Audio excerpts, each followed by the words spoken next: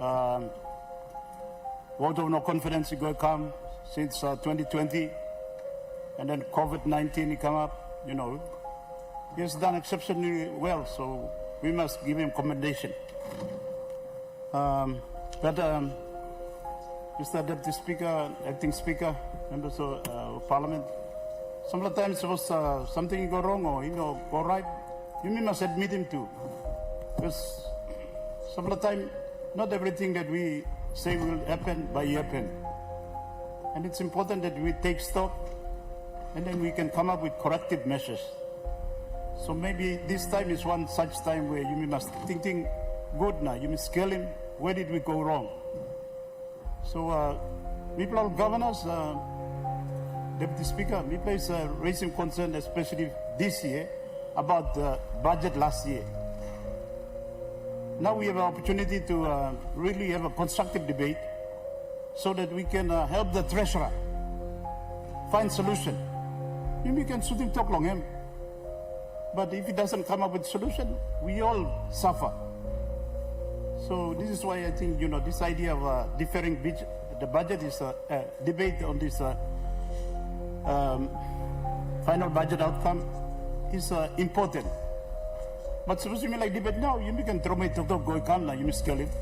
But I bet that we won't be well informed. We want a well informed debate. Because now that's only mixing something here. There's figures everywhere. So we might make assumptions, that's all. So one assumption we might make, and I think Governor Isipik is making, is that maybe we over-project revenue and our budget estimate last year. So you may not reach him this outcome that we overestimate or over-project. Maybe it's true that revenue collection was not done properly on time, or 10th of January, Black Wednesday, Bagarabim Yimiyo. How are we going to know for sure what is real and what is not real, so that we are going to help the treasurer or we are going to help the government? Now you need to look government. I think this comment by Governor Isipik is a good comment. You must take it objectively, have a constructive debate. Belong passing blame going come. But we have a constructive debate so that if it's the fault is in revenue projection, Mr. Deputy Speaker, then you may correct him. Because sometimes me too, Mr. thinking also, you may passing budget nothing. You may put him number equal up so we feel good, government feel good, you may up him name, you may. But time you may gonna wait till money come, you may wait, he gonna, money no come. So sometimes me get Mr. thing also, he want like Yaman something. Any treasurer, anybody can come and put the figure nothing.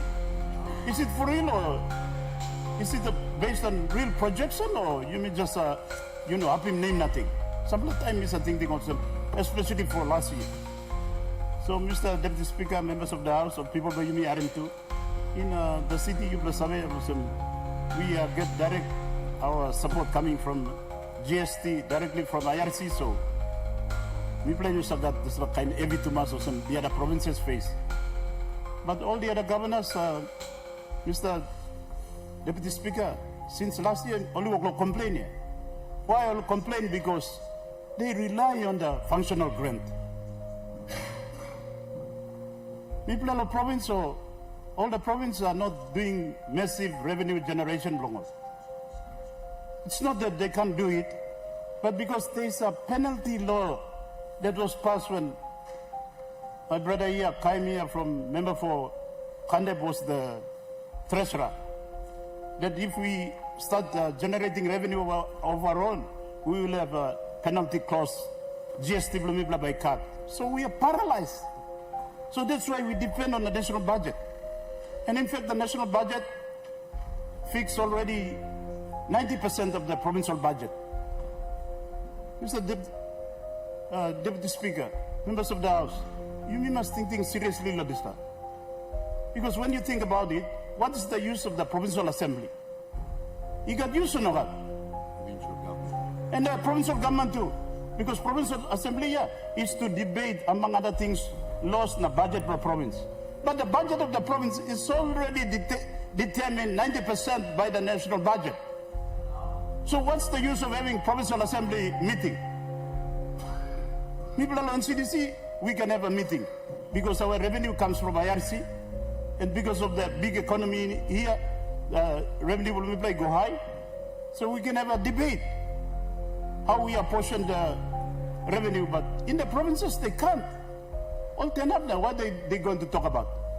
The budget is already fixed, for education fixed, for health fixed, for infrastructure fixed, law and order fixed by the national budget.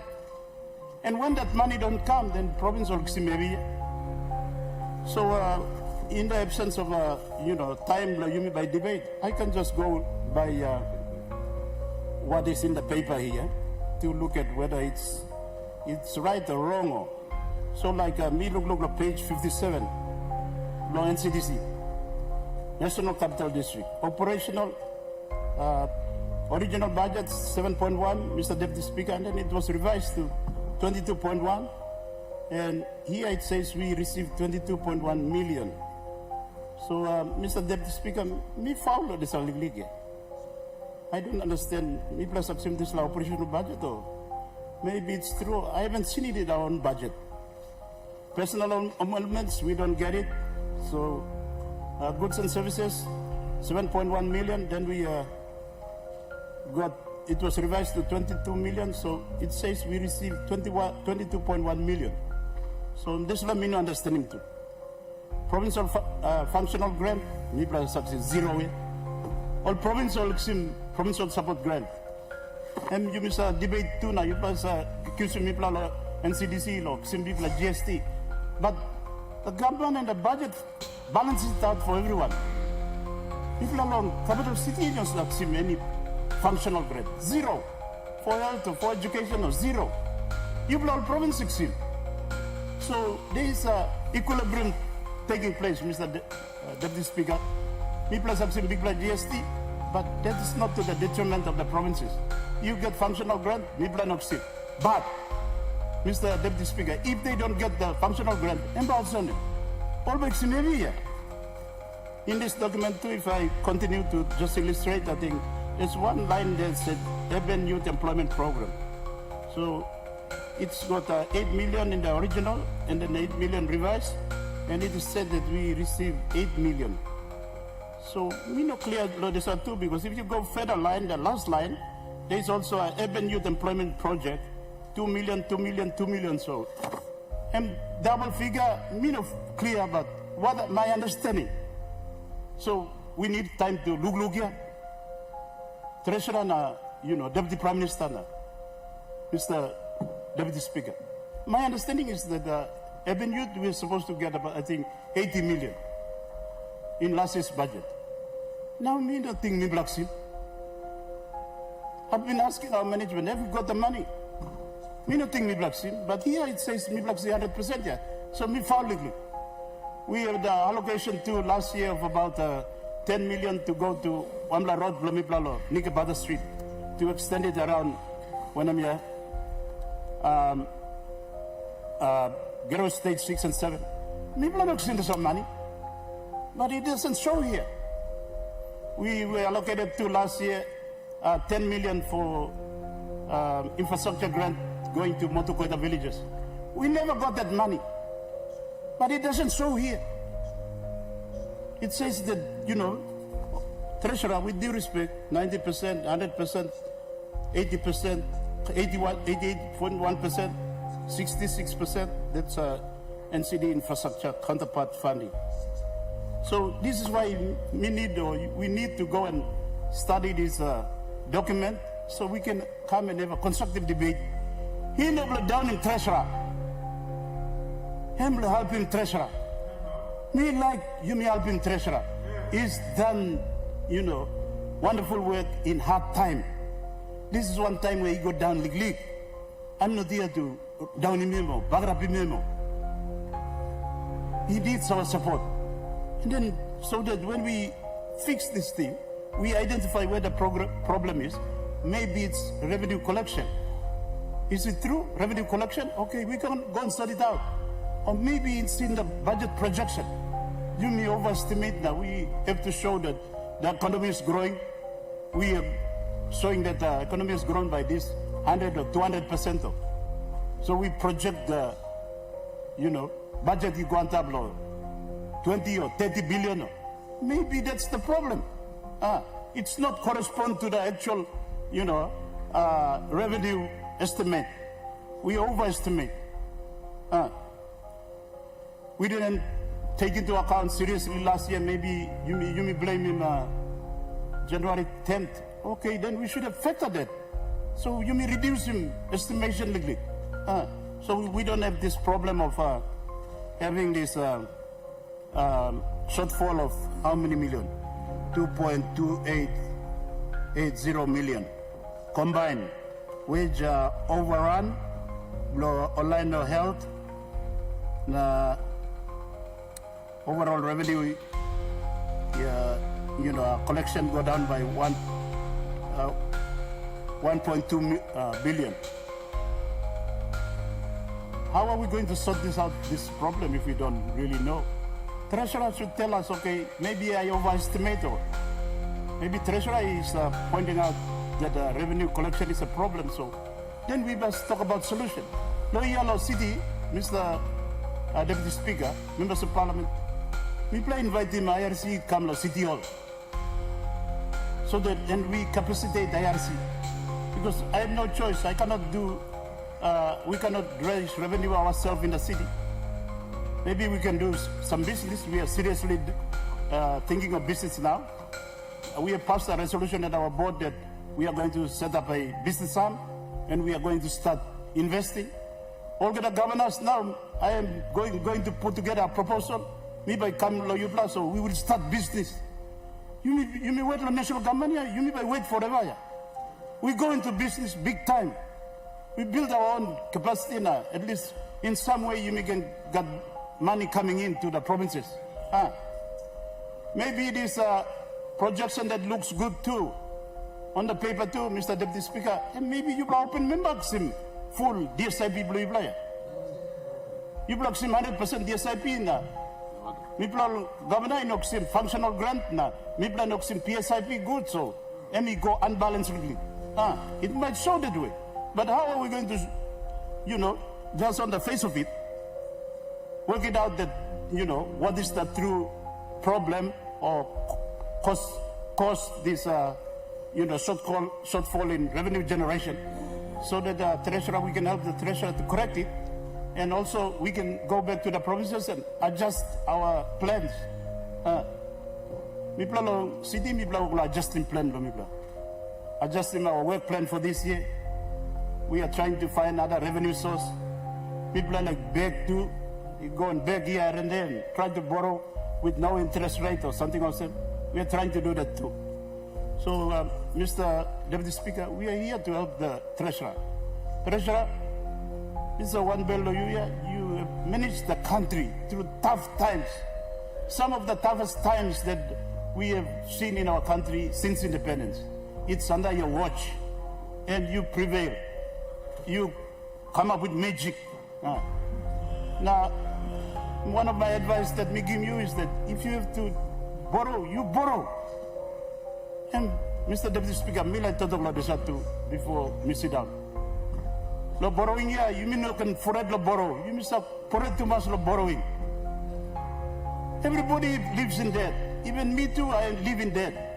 Me start paying BSP all the time. But it's how we manage the debt. And PNG, past government and this government, we should be proud that we have never got into debt default. That's something that we must be proud of. And therefore, if there is a revenue shortfall, me here inside government caucus, line the government, my position, our party's position is that we should not have a supplementary budget. We should find the money. Mr. Deputy Speaker, we should find the money, and I believe we can find the money if it comes to the crunch. Either government go borrow and we manage it, or we've got money in Kumulo Petroleum Holdings Limited. There's some money here, Mr. Deputy Speaker. It's supposed to go to the Sovereign Wealth Fund. We created, this parliament passed the Sovereign Wealth Fund maybe how many years ago? 5 years ago or 6 years ago, under Peter O'Neill yet. And the decision of the parliament is that all the revenue, come oil, whatever, mining, gas, DY, fishing, the revenue they come, we park it in the Sovereign Wealth Fund. Half of it is for future generation because we might be responsible and not manage the resources well, spending money, nothing. So we make sure that the next generation, time oil is dry up, gas is dry up, gold is dry up, they still have revenue to look after them in the future. And the other equation is that half of that money is supposed to be available to support the budget. And this is a time where that money should be available to support the budget. Why by you gonna? You come now, work with supplementary budget to change it, reduce this law, cut in this law, and by you fight here. And by you fight. Everybody are entitled to the, appropriation for their provinces and districts. And in PIP2, only got plain pennies. So you can find money in a money is here. There's about $10 billion, dollars in parked in Singapore. What is it doing there? What is it doing there? Bring income. The treasurer only needs about 2 billion or 3 billion. That's all. We can see this year through. All the provinces like some money. They will deliver their program. Only can come here and put them heavy on treasurer. Let's talk about solution. And that's one solution. You got another solution to you can get it stop. Treasurer me, I must you engage one time IMF, but me like also Mr. Deputy Speaker, IMF only gives advice. All supposed to give him advice, that's all. Only no good papa na by only talk na you me baharim na behind him to the letter. Some advice is not right. Allowing the kina to fall. That's really contradict to the economy. Not allowing us to do this get out of the US dollar now, you may trade with them China directly currency exchange between Kina and RMB. What's going on? What is the delay? China is a big trading partner of PNG. And we have to go and change Kina into US dollar and then into RMB and then we lose. If we directly change, that's all. There's an exchange rate here, legally, that's all now. We save money. I don't even talk. Whose advice are you me, Okloharim? Treasurer. They are supposed to just give advice. If we look at the record of the world, which economy in the world, IMF may give him advice. They've come out successfully and seen growth and consistent growth. Can anybody show me an economy in the world that has shown great success and progress, and the economy is forever, growing under the tutelage of IMF. You look into all this Asian economy that are growing now. They dare to come out of the IMF control. China, Thailand, Singapore, Korea, they borrow big money, but after that they build and then they repay and then they got out of this equation. They build their own economy. So you must be careful sometimes. You look in they are only advisors. If you look at consultant or online, find some economists in the world. They can come and give you some sound economic advice, especially all this monetary policy, fiscal policy. Fiscal policy and monetary policy, it's here and there. Bank and go away, central bank. Treasury is going another way. IRC is going another way. There is no alignment. That's a problem. Now, some of these are contributing to the situation you may face him now. So, you may look government, you may must identify him now. You may come and talk. All people believe me, Kanarin. Why you me hide him now? You me talk, you stop now. You me talk is easy. You me must talk also. Something go wrong also. Because treasurer shouldn't take it personally, because treasurer, you have done great. In the 5 years or 6 years, you stop. The 4 years or 5 years, you have done great. This is only one time, which probably not your fault, that you may come and say me. So you shouldn't take it personally. We should have a constructive debate. Me like you may can debate now, but it will be superficial debate.